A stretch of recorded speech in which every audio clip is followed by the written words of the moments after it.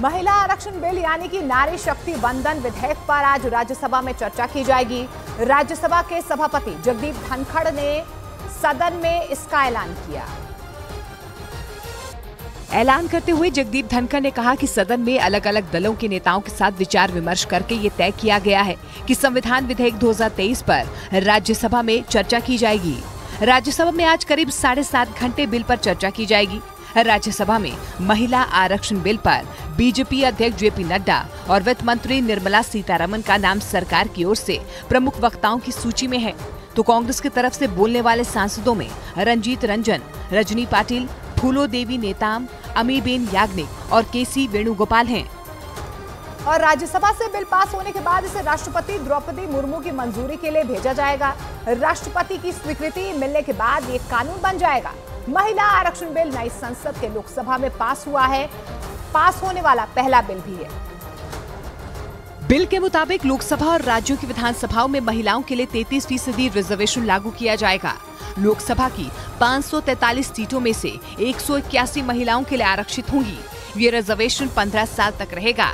इसके बाद संसद चाहे तो इसकी अवधि बढ़ा सकती है। यह आरक्षण सीधे चुने जाने वाले जनप्रतिनिधियों के लिए लागू होगा, यानी ये राज्यसभा और राज्यों की विधान परिषदों पर लागू नहीं होगा। संसद की नई इमारत में सभी सांसदों को दी गई संविधान की कॉपी पर कांग्रेस नेता अधीर रंजन चौधरी ने केंद्र सरकार पर बड़ा आरोप लगाया। उन्होंने संविधान की नई कॉपी में समाजवादी और सेक्युलर शब्द नहीं होने पर सवाल उठाए। और अधीर रंजन चौधरी ने इन दोनों शब्दों के नहीं होने पर विपक्ष की तरफ से आपत्ति जताई। उसमें सेकुलर और सोशलिस्ट नहीं थे। इन आरोपों पर कानून मंत्री ने साफ किया कि सभी सांसदों को संविधान की मूल कॉपी ही दी गई। कांग्रेस नेता अधीर रंजन चौधरी के दावों को गृह मंत्री अमित शाह ने गलत बता दिया। अधीर रंजन ने दावा किया कि इस बिल पर संसद के दोनों सदनों में उनकी पार्टी को चुनौतियों का सामना करना पड़ा, जिस पर पलटवार करते हुए अमित शाह ने जवाब दिया कि महिला आरक्षण बिल कभी लोकसभा में पास हुआ ही नहीं था। 2014 में ही लोकसभा के विघटन के साथ ही ये बिल निरस्त कर दिया गया। यही नहीं, अमित शाह ने अधीर रंजन से अपने दावों को साबित करने के लिए दस्तावेज दिखाने की भी मांग की। केंद्रीय मंत्री अनुराग ठाकुर के साथ कई फिल्म कलाकारों ने नई संसद का दौरा किया। इन कलाकारों को संसद की नई इमारत को देखने के लिए आमंत्रित किया गया था, जिसके तहत एक्टर भूमि पेडनेकर, डॉली सिंह, शहनाज गिल और शिबानी बेदी ने अनुराग ठाकुर के साथ नई संसद को करीब से देखा। एक रोज पहले नारी शक्ति वंदन अधिनियम पेश होने के दौरान कंगना रनौत, ईशा गुप्ता और मशहूर डांसर और सिंगर सपना चौधरी भी संसद पहुंची थी।